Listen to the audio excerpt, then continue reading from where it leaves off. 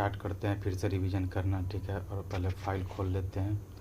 Memory card में जाने के बाद नाइट शिफ्ट में हम लोगों को करना क्या है, इकोनॉमिक्स कर रहे थे और वित्तीय व्यवस्था में लास्ट पार्ट बचा हुआ था, पार्ट 5, उसको पढ़ लेते हैं, ठीक है।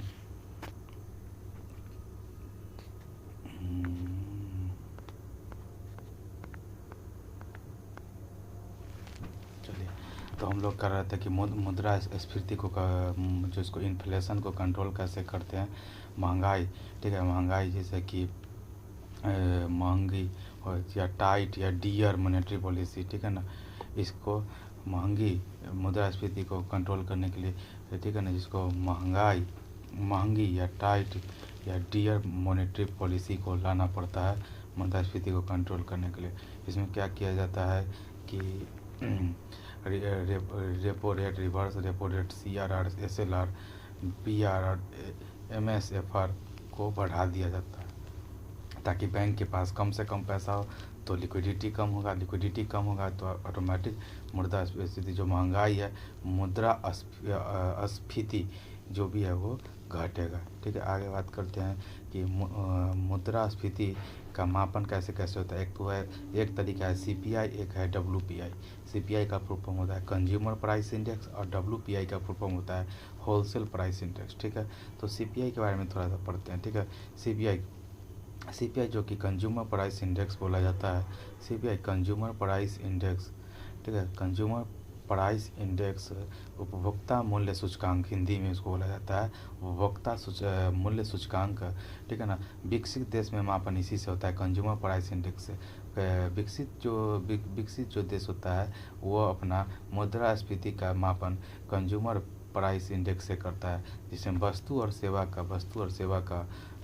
का मापन होता है, वस्तु और सेवा का मापन होता है, जिसका आधार वर्ष 2012 है। इसका आधार वर्ष कब है? 2012 में CPI का आधार वर्ष है, ठीक है ना। यह मासिक आधार पर, CPI मासिक आधार पर निकाला जाता है, गणना होता है। और क्या बोलते हैं कि CSO, ठीक है, सेंट्रल स्टैटिस्टिकल ऑर्गेनाइजेशन, ठीक है ना, से NSO, ठीक है ना, NSO बना है, ठीक है ना। CSO से क्या बना है? NSO, national statistical organisation. ये किस मिनिस्ट्री के अंदर आता है? तो MOSPI के अंदर आता है, जिसमें ministry of statistical programme implementation इसके अंदर आता है, ठीक है ना। जिसमें गुणोत्तर माध्यम विधि यूज किया जाता है। क्या कौन सा विधि यूज किया जाता है? तो गुणोत्तर माध्य विधि। कौन सा विधि? गुणोत्तर माध्य विधि का इस्तेमाल CPI में किया जाता है, ठीक है ना। WPI में क्या किया जाता है? होलसेल प्राइस इंडेक्स का, होलसेल, राइट ना, होलसेल प्राइस इंडेक्स माने खुदरा मूल्य सूचकांक, ठीक है ना। विकासशील देश जैसे भारत में मापन होलसेल प्राइस इंडेक्स होता है। सिर्फ वस्तु का कीमत इसमें देखते हैं, इसमें सिर्फ वस्तु का, उसमें से वस्तु प्लस सेवा दोनों का। इसका आधार बस भी 11-12 है, उसका 12 था, इसका 11-12 है। वर्तमान में मासिक आधार पर मापन होता है और वाणिज्य एवं उद्योग मंत्रालय के अंतर्गत आता है। वाणिज्य एवं उद्योग मंत्रालय के अंतर्गत आता है। सर्वाधिक भारांश किसका है? क्या बोलते हैं कि सर्वाधिक भारांश इसमें मापन में किसका आता है? खाद्य पदार्थ का आता है। किसका आता है? खाद्य पदार्थ का आता है, ठीक है। जैसे कि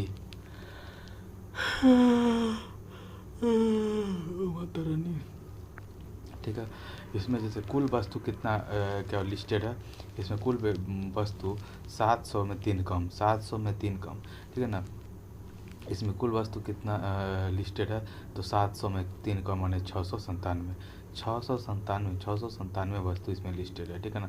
जिसमें प्राथमिक वस्तु 117 है। प्राथमिक वस्तु कितना? 117। और विनिर्मित वस्तु माने कि विनिर्मित वस्तु कितना हो गया? 564 देखो, तो 564, ठीक है ना। विनिर्मित वस्तु कितना है? विनिर्मित वस्तु 564, ठीक है ना। प्राथमिक वस्तु कितना है? 1117, प्राथमिक है 117, ठीक है ना। तो प्राथमिक वस्तु कितना हो गया? टोटल है 700 में 3 कम, ठीक है ना। और क्या बोलते हैं कि विनिर्मित वस्तु हो गया कितना? 564, 564 है, ठीक है ना।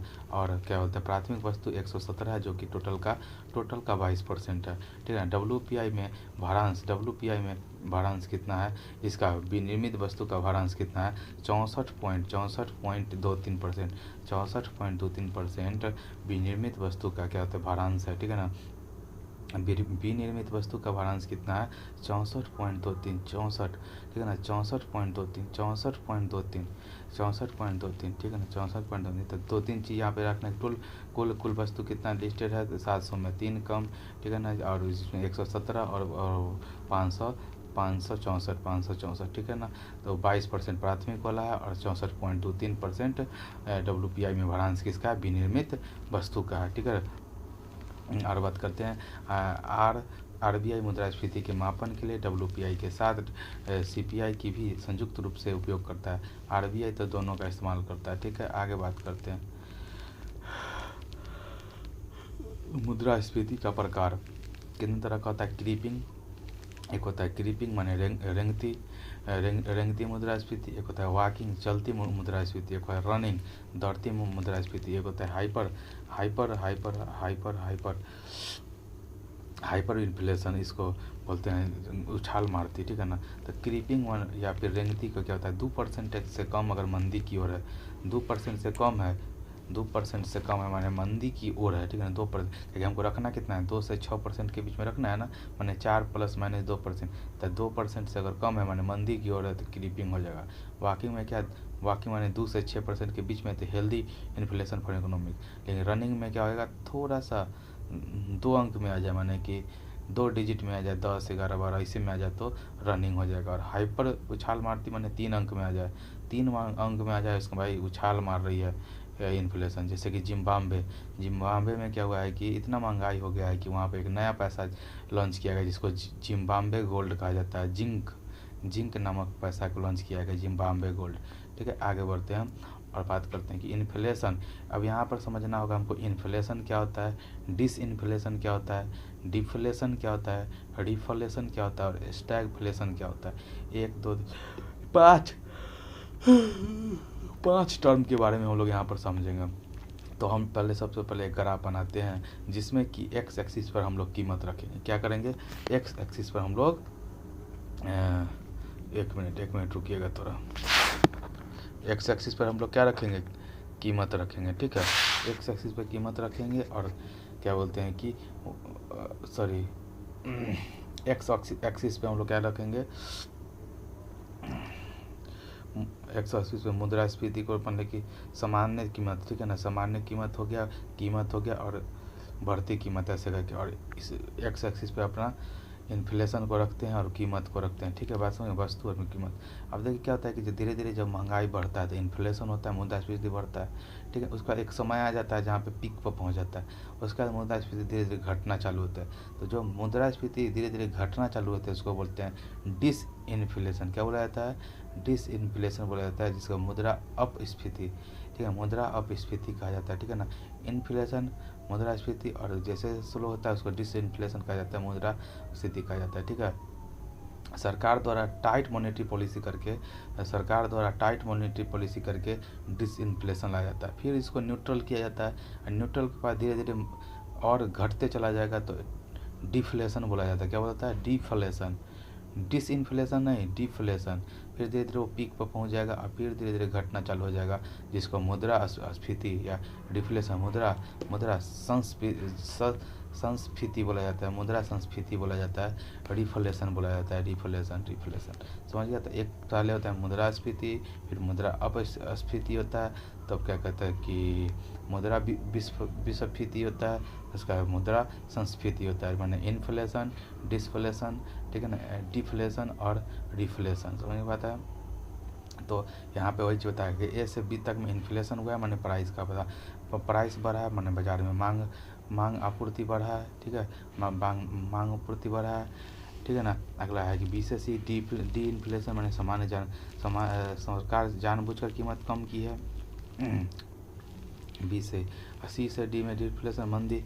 कीमत क्या होता है कि कीमत घटा है बाजार में, डिमांड सप्लाई इनबैलेंस हुआ है, ठीक है ना। उसके बाद है कि डी से ई वाला में क्या बता रहा है, डिफ्लेशन बता रहा है, मैंने सरकार जानबूझ के कीमत को बढ़ा रही है, सरकार जानबूझ के कीमत को बढ़ा रही है। आगे बात करते हैं, वही चीज़ यहाँ एग्जाम्पल में बताई है कि टमाटर चटनी महंगी हो रहा है, माने कि डिमांड बढ़ेगा तो उत्पादन भी बढ़ाना पड़ेगा, तो रोजगार भी बढ़ाना पड़ेगा, रोजगार बढ़ेगा तो इंडस्ट्री बढ़ेगा, तो टमाटर का डिमांड बढ़ेगा, तो किसान का दाम भी बढ़ेगा और टैक्स भी सरकार का बढ़ेगा। ठीक है, तो इन्फ्लेशन बढ़ने से क्या होता है, इन्फ्लेशन माने कि महंगाई होने से क्या होता है, इन्फ्लेशन होने से रोजगार बढ़ता है, इन्फ्लेशन महंगाई बढ़ने से क्या होता है, रोजगार बढ़ता है और विकास होता है। ठीक है, और इन्फ्लेशन होने से रोजगार बढ़ता है और विकास होता है। और मुद्रास्फीति से क्या होता है, मुद्रास्फीति से क्या होता है, तो यही सब होता है कि महंगाई बढ़ेगा तो रोजगार खत्म हो जाएगा। ठीक है ना, महंगाई बढ़ेगा तो रोजगार खत्म हो जाएगा, विकास खत्म हो जाएगा। जैसे कोरोना का समय है कि जब मंदी और क्या बोलते हैं कि मुद्रास्फीति दोनों एक साथ आ जाए तो उसको स्टैगफ्लेशन कहते हैं, कोरोना का समय। ठीक है, स्टैगफ्लेशन कहता है जब मुद्रास्फीति होने के बावजूद रोजगार नहीं बने तथा न ही आर्थिक विकास हो, अर्थात उत्पादित माल भी बिकना कठिन हो जाए, तो उस स्थिति को स्टैगफ्लेशन कहा जाता है। ठीक है, आगे बात करते हैं क्वेश्चन, अर्थव्यवस्था के लिए महंगाई है या मंदी में से कौन ज़्यादा बुरा है। ठीक है ना, वैसे तो अधिक महंगाई एंड मंदी दोनों ही अर्थव्यवस्था के लिए बुरी घटना है, लेकिन फिर भी मंदी मुद्रास्फीति के लिए तुलना में अधिक बुरी है, क्योंकि मंदी की स्थिति में ना तो रोजगार सृजन होता है और न ही अर्थव्यवस्था का विकास होता है। इसलिए थोड़ा महंगाई ही रहे लेकिन क्या होता है कि विकास तो होना चाहिए। आगे बात करते हैं गरीबी। ठीक है, गरीबी के बारे में हम लोग पढ़ते हैं, पॉवर्टी। जब हमको बेसिक नीड की चीज़ें नहीं मिलने लगती है तो हम लोग गरीबी निर्धनता में आ जाते हैं। जैसे बुनियादी आवश्यकताओं की पूर्ति न होना, बुनियादी आवश्यकताओं की अगर पूर्ति न हो, फंडामेंटल नीड की पूर्ति न हो तो गरीबी कहलाता है। जैसे भोजन, आवरण, कपड़ा, स्वास्थ्य और शिक्षा का न हो। ठीक है, एक होता है सापेक्ष जिसे रिलेटिव, एक होता है निरपेक्ष एब्सोल्यूट। सापेक्ष में क्या हो गया, सापेक्ष में रिलेटिव माने आय की असमानता और लॉरेंसबर्ग गुणांक से इसको नापते हैं आय की असमानता को। और निरपेक्ष एब्सोल्यूट में भारत में मापन होता है, जैसे न्यूनतम आय, उपभोग स्तर। ठीक है, न्यूनतम आय और क्या बोलते हैं कि उपभोग स्तर। आगे बात करते हैं निर्धनता रेखा, पॉवर्टी लाइन किसको बोला जाता है, जैसे एक लाइन है जिसमें न्यूनतम आय, न्यूनतम उपभोग का यह है, न्यूनतम आय अपन न्यूनतम उपभोग का बात करता है, उसके ऊपर एबव पॉवर्टी लाइन है, उसके नीचे बिलो पॉवर्टी लाइन है। आगे बात करते हैं मापन इतिहास में कब कब हुआ है। ठीक है ना, कब कब हुआ है, क्या बोलते हैं कि मापन किसका क्या बोलते हैं कि गरीबी का मापन कब कब हुआ है, सो थोड़ा सा देख लेते हैं। दादा भाई नौरोजी ने poverty and British rule in India, जो कि 1901 में आया था। And British rule in India 1901 में आया था, उसमें एक वर्ष में प्रति व्यक्ति आय 16 से 35 रुपये बताया, 1635 रुपये, 16 से 35 रुपये, 16 का 16 मैंने 16 से लेकर 32 रुपये के बीच में था। ठीक है ना, उसके बाद दांडेकर एवं रथ फार्मूला आया। ठीक है ना, पहले दादा भाई नौरोजी, फिर दांडेकर एवं रथ फार्मूला, दांडेकर एवं रथ फार्मूला आया। ठीक है ना, कब है 1971 में, 1971 में आया। भारत में पहली बार वैज्ञानिक मापन आधार हुआ उपभोग का दर में औसत कैलोरी। ठीक है ना, तब 2250 कैलोरी ग्रामीण प्लस शहरी के लिए मोटा मोटी चाहिए, 2250 क्या बोलते हैं कि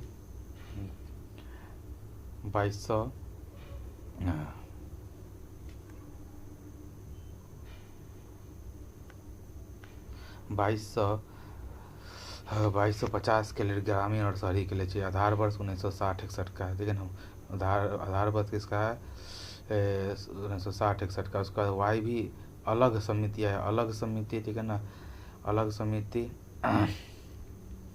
वाई भी अलग समिति 1979 में आया, माने कि 8 साल बाद आया। रथ फार्मूला के बाद 1979 में वाई भी अलग समिति। आधार वर्ष 1973-74, 2250 कैलोरी। ठीक है ना, जिसमें 2100 कैलोरी किसको चाहिए, शहर वाले को 2100 कैलोरी चाहिए, 2100 कैलोरी, और ग्रामीण वाला के 2400 कैलोरी चाहिए। उसका लकड़ वाला समिति है क्या, तो सबसे पहले कौन आया था, दादा भाई नौरोजी। उस दादा भाई नौरोजी के बाद कौन आया? दादा भाई नौरोजी के बाद कौन आया? ठीक है ना, दादा भाई नौरोजी के बाद दांडेकर एवं रथ फार्मूला 1971 में। और उसका हवाई की अलग समिति 1979 में। ठीक है ना, आधार वर्ष 73-74 का था। 2250 कैलोरी चाहिए और 2100 कैलोरी शहर के लिए चाहिए, 2400 कैलोरी ग्रामीण के लिए चाहिए। उसका लकड़वाला समिति आया 1989 में, जब ओजोन प्रोटोकॉल का 1989 में ना हुआ था। ठीक है ना, 1987 में था, 1987 में था ओजोन वाला। ठीक है ना, तो लकड़वाला समिति के सिफारिश पे सीपीआई का उपयोग किया गया। ठीक है ना, सीपीआई का उपयोग किया गया। किसके? सीपीआई का उपयोग लकड़वाला समिति के पर। उसका सुरेश तेंदुलकर समिति आया 2004 और 2009 में। ठीक है ना, 2004 में आया और निर्माण करना चालू किया और 2009 में रिपोर्ट अपना जमा किया, जिसमें कैलोरी क्या है कि कैलोरी शिक्षा स्वास्थ्य मनोरंजन, कैलोरी शिक्षा स्वास्थ्य मनोरंजन बेहतर जीवन स्तर के लिए चाहिए। ठीक है ना, भारतीय अब क्या है कि ग्रामीण के लिए 27 रुपया और क्या शहरी के लिए 33 रुपया। शहर के लोगों को पर डे 33 रुपया चाहिए और गांव के लोगों को 27 रुपया चाहिए।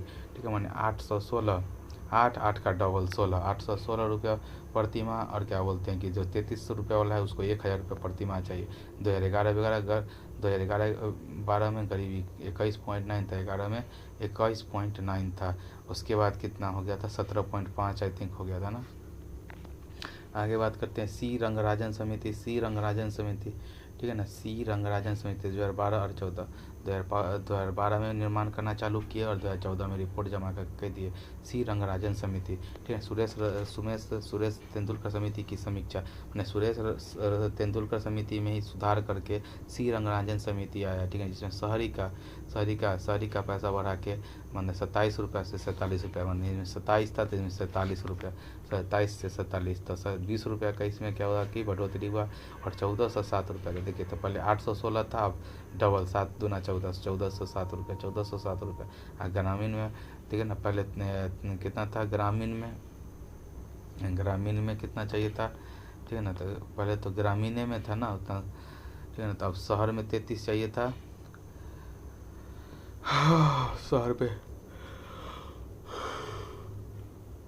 शहर में 33 चाहिए था, 47 हो गया। और ग्रामीण में 27 चाहिए था तो 32 हो गया, 32। ठीक है, ग्रामीण में 32। थोड़ा सा इसको देख लीजिए, ग्रामीण में 27 और शहर में 33, ठीक है ना। आप शहर में 33, शहर में 47, 33 से 47 हो गया, 47 पर डे माने 1407 रुपया। और क्या बोलते हैं कि ग्राम में 32 रुपया पर डे हो गया, 972, 9 ठीक है ना, तो 72। आगे बात 2011-12 में गरीबी, 2011-12 में गरीबी 29.5 था। ठीक है ना, गरीबी 2011-12 में 29.5 था, जो कि 36.30 करोड़ रहता था, 36.30। ठीक है ना, सर्वाधिक गरीबी कहाँ पे? छत्तीसगढ़ में। 48% गरीबी कहाँ है? 48 छत्तीसगढ़ में। और व्यक्ति के रूप में यूपी है। ठीक है ना, व्यक्ति के रूप में यूपी है। ठीक है, आगे बात करते हैं। व्यक्तिगत रूप से यूपी है, व्यक्तिगत रूप से। परसेंटेज में सर्वाधिक गरीब परसेंटेज में छत्तीसगढ़ है, 48%। ठीक है ना, गरीब संख्या में है यूपी। ठीक है, चलिए धन्यवाद, मिलते हैं नए रिवीजन सेशन में, बाय।